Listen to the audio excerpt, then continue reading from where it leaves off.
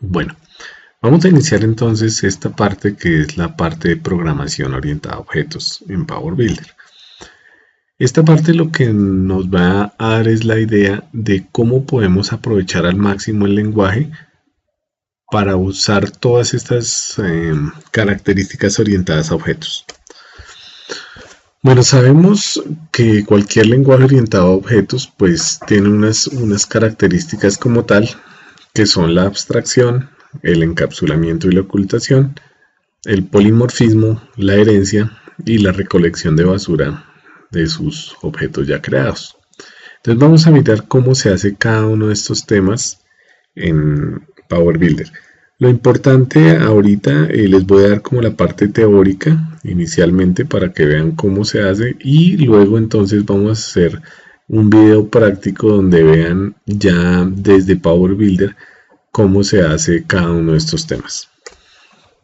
Inicialmente la abstracción, que es donde nosotros queremos sacar las clases y que funcionen cada una de esas clases con una lógica propia o heredar de una clase existente y tener nuestros objetos propios y abstraer de ahí algunos métodos o crear algunos nuevos o crear algunas funcionalidades o eventos que necesitemos de algún objeto existente. Ya vimos cómo se crean clases propias, que es entrando por Power Builder Object, la primera opción de Custom Class. Yo ahí puedo crear mi clase propia, pero adicionalmente yo puedo abstraer de clases del sistema.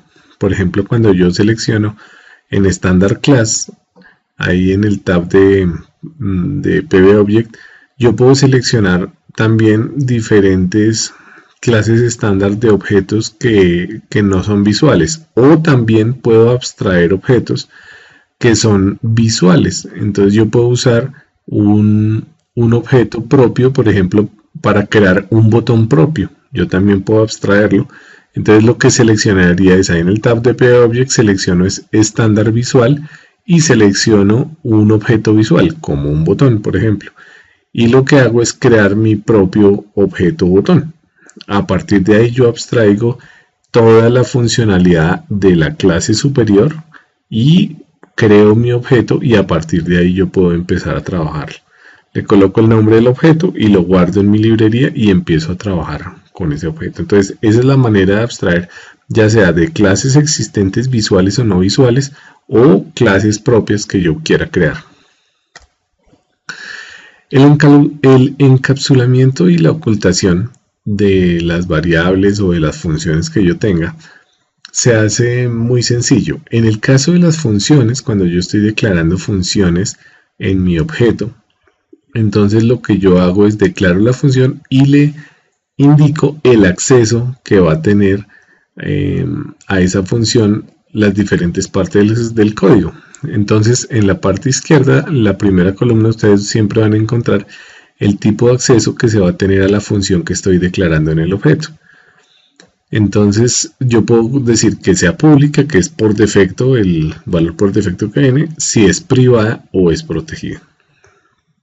Ahora, en el caso de las variables de instancia, cuando yo declaro variables de instancia en mis objetos, tiene unos modificadores que vamos a mirar aquí en detalle, que son que cuando al principio habíamos visto la declaración de variables, lo habíamos pasado por encima, pero ahora lo vamos a ver un poco más en detalle, porque inicialmente cuando declarábamos las variables de instancia, simplemente decíamos, bueno, el tipo y el nombre de la variable, y habíamos definido unos estándares para los nombres de esas variables de instancia, que habíamos dicho que empezaban por i de instancia y luego el tipo, rayita y el nombre.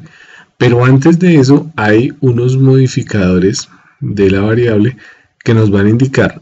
El primer parámetro es los derechos de acceso que se van a tener sobre esa variable. Luego vamos a tener cómo son los derechos de acceso de lectura y luego los derechos de acceso de escritura sobre esa variable.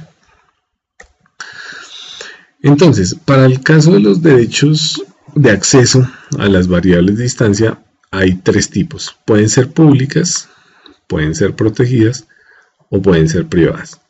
Por defecto, pues son públicas. Eso quiere decir que cualquier script puede ver esas variables y pueden acceder a esas variables. Inclusive con notación de puntos, si yo le digo el nombre del objeto punto la variable, puedo accederla. En el caso de que el acceso a esa variable que yo definí sea protegida, entonces quiere decir que el script del objeto para el que yo lo estoy declarando solamente lo puedo usar y los descendientes que tenga. Si yo luego hago una herencia de este objeto, los descendientes de ese objeto podrían hacer referencia a la variable, pero no otros objetos diferentes a él. En el caso de las privadas, únicamente se utiliza esa variable para ese objeto. No pueden accederlo ni otros objetos ni los descendientes de ese objeto. En el caso que yo haya tenido herencia de ese objeto, los descendientes no pueden tampoco acceder al valor del padre. En el caso de los accesos de lectura, entonces hay dos tipos de accesos de lectura. Puede ser protegida para lectura o privada para lectura. En el caso que sea protegida para lectura, solo los scripts de ese objeto y sus descendientes pueden leer la variable. Y en el caso que sea privada para lectura, solo los scripts para ese objeto pueden leerla. Los descendientes no podrían hacerlo.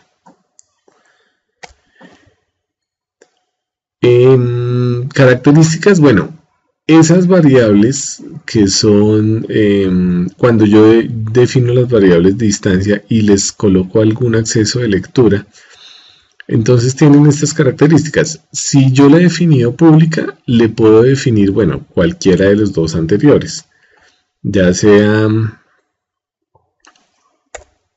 privada para lectura o protegida para lectura. Pero en el caso, si yo la he declarado privada, no le puedo declarar ninguno de esos dos, porque ya privada simplemente no tiene ningún modificador.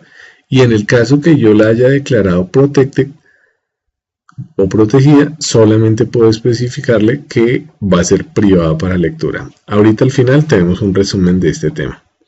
Y en el caso del acceso a escritura, sucede exactamente lo mismo, pero con la palabra protected write o private write, que son los dos modificadores que tiene, que son protegido para escritura o privado para escritura. Igual, el protected write únicamente lo puedo modificar el objeto y sus descendientes, y si es privado, solo el objeto. Exactamente igual sucede como los accesos de lectura. Si yo definí el acceso a la variable público, podría utilizar cualquiera de los dos accesos de escritura. Pero si la declaré de tipo protected, entonces solamente puedo especificarle private write. Y si la he declarado de tipo privada, pues no puedo colocarle ninguno de esos modificadores. Este es el resumen de esta parte de cómo podemos darle acceso a las variables de instancia. Básicamente podemos colocar tres modificadores que puede ser o pública o protegida o privada. Si yo la defino pública, puedo utilizar cualquiera de estos cuatro modificadores. Puedo decirle cómo va a ser la lectura, que la lectura entonces puedo decirle puede ser lectura protegida o lectura privada, y puedo decirle la escritura igual si es escritura protegida o escritura privada, en el caso que la haya declarado pública. Si la variable la declaré protegida, solamente tengo dos modificadores que puedo usar, o lectura privada o escritura privada, perdón. Y en el caso que yo la haya definido privada, pues no voy a usar ninguno de esos modificadores, porque privada simplemente quiere decir que la usa el script donde la declaré y paré de contar. No la puedo usar en ningún otro lado. Ejemplos de declaración. Entonces coloqué aquí la copia, el recorderis al principio, que es primero van los derechos de acceso, luego los accesos de lectura y luego los accesos de escritura. el tipo de variable y el nombre de la variable. Y aquí hay algunos ejemplos. Estamos declarando en el primer ejemplo una variable string que se llama isCadena, que declaré que es privada para lectura y protegida para escritura. En ese caso, pues la variable es, digamos, el acceso de esa variable es pública. En el otro caso, tengo una variable protegida, privada de lectura y privada de escritura. En el tercer ejemplo, simplemente es una variable privada. Fíjense que no tiene otros modificadores porque no le puedo colocar ni modificadores de lectura ni modificadores de escritura. La privada simplemente pertenece a ese script donde la estoy colocando y nadie más la puede tocar. Y protegida, privada para escritura, es nuestro último ejemplo, que es esta variable doble que estamos declarando. Entonces, así, digamos, podemos limitar el acceso a nuestras variables de instancia. Ahora, ejemplos de polimorfismo. En Power Builder yo puedo declarar, cuando declaramos funciones en los objetos, yo puedo declarar funciones con el mismo nombre, con el fin de generar polimorfismo y que se comporten de diferente manera de acuerdo a los parámetros que yo le coloque. Aquí les traigo un ejemplo de un objeto donde tengo la función exactamente igual con el mismo nombre, validar, uf_validar se llama la función, pero lo que diferencia una función de la otra es la cantidad de parámetros que tiene, inclusive el tipo de retorno. Hay una función que no tiene parámetros y retorna entero, la otra función tiene 3 parámetros y retorna entero, y la otra tiene un parámetro y retorna un string. Pero la función se llama exactamente igual. Entonces, cuando yo vaya a llamar la función uf_validar, de acuerdo a los parámetros que yo le ponga a la función, pues él llamará la más adecuada. Eso es polimorfismo en Power Builder.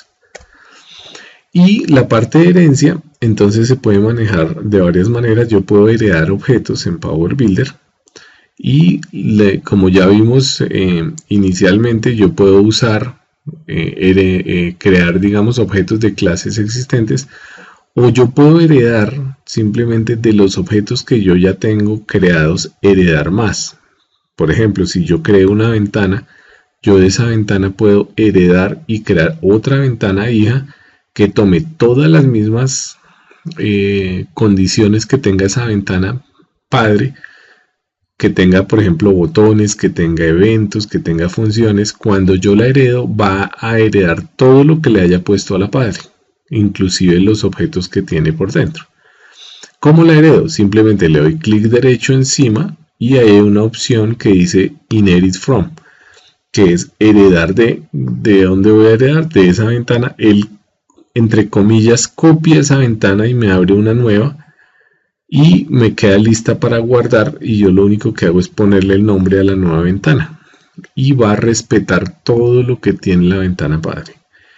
¿Qué ventajas tiene eso? Que si, por ejemplo, yo heredo dos ventanas del mismo padre, el día de mañana, cuando yo le haga una modificación a la ventana padre, en las ventanas hijas va a quedar esa modificación y voy a evitarme hacer un poco de cambios ventana por ventana.